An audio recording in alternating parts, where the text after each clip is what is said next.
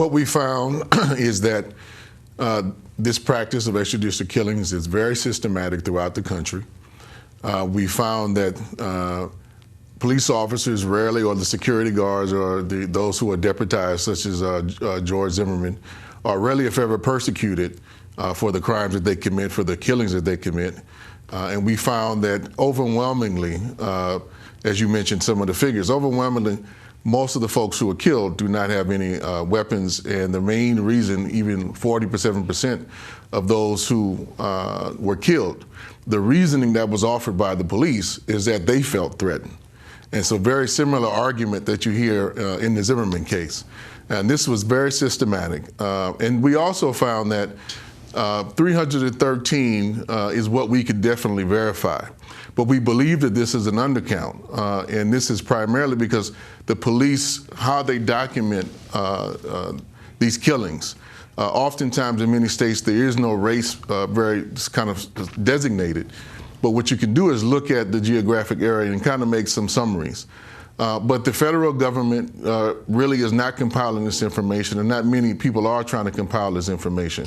So there's a pretty significant gap in terms of, you know, the cold reality, if we want to look at and disaggregate it by race, of what's actually taking place in our communities. Kyle, I want to ask you about a particular case. A trial began this week in Milwaukee, Wisconsin, for a case that's been compared to the Trayvon Martin shooting. An elderly white man, John Henry Spooner, is facing first-degree intentional murder charges for the fatal shooting of his unarmed neighborhood, a 13-year-old African-American boy named Darius Simmons, in May 2012. According to the criminal complaint, Spooner confronted Darius Simmons of stealing from his home. When Simmons denied it, Spooner shot him. The boy's mother witnessed her son's murder. Darius Simmons' aunt, Betty McQuiston, spoke at a vigil after the shooting.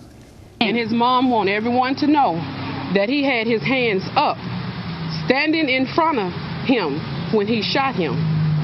And then he turned to run, and he shot him again in his back. After witnessing her son's murder, Darius Simmons' mother, Patricia Larry, was reportedly forced to remain in a police car for more than an hour instead of being allowed to be with her son's body. Police searched her home for the firearm Spooner had accused the boy of stealing, but found nothing. He was his neighbor. They also arrested another of her sons on a year-old truancy violation. On Monday, at least one potential juror for the Spooner case was not chosen after he expressed anger over the Zimmerman verdict. Of the 14 jurors selected Monday, only one is African-American. If you could tell us more about this, Kyle Yakuno. Well, I mean, just briefly, we see, again, the same pattern. Particularly in the jury selection, we see the same pattern of how the police were derelict in their duties to gather the information, how they treated the mother and the rest of her family as if they were guilty.